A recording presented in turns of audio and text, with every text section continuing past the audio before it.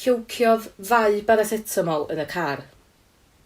Roedd hi'n eistedd yn y set gefn am nad oedd hi yn ôl ei mam yn ffit i dreifio. A nain oedd yn cael eistedd yn y set flaen. Roedd haul cry y bora yn dobio ei llygaid a difarodd yr wyar dost i frecwast.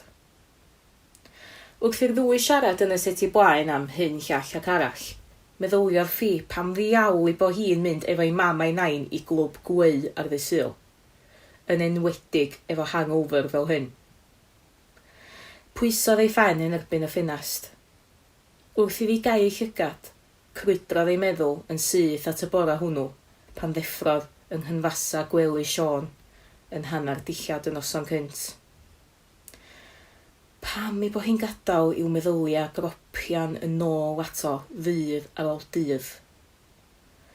Doedd o'n byd. Doedd hi yn ddim byd iddo fo. A wyddai hi ddim be oedd i hi chwaith tasa hi'n dod i hynny. Roedd y peth di mynd.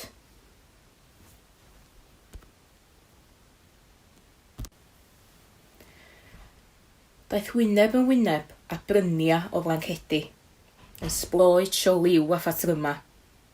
Rhai yn fwy chwythus na'i gilydd rhaid cyfadda. A deud y gwir, roedd Ffion yn hoffi bod y lliwiau'n clasio. Roedd personoliaeth pawb ym mhob sgwar, a roedd yr rheini wedi cyfuno mewn un cwrlid mawr yn creu rhywbeth reit arbennig. Yli hwn, lliwia tawal a sawl sgwaryn aran efo lliwia yn frycha drwyddyn nhw. Trodd ei nain y flancad drosodd, a'r hedag ei bysydd dros y labeli bach gwyn oedd wedi gwnïo arnyn nhw. Fama mae'n isiols phob sydd wedi gweu sgwar bach. Li, bys di'n siarad fo hon gyna. A fi o hon yn dysgu fo fi estalwm. A hon y fama. Hon sydd ddim di bod yn dda yn ddiweddar, graduras. Dyma sgwarin gen i, a mae'r un yma gan dy fam. Chdi pia hwn.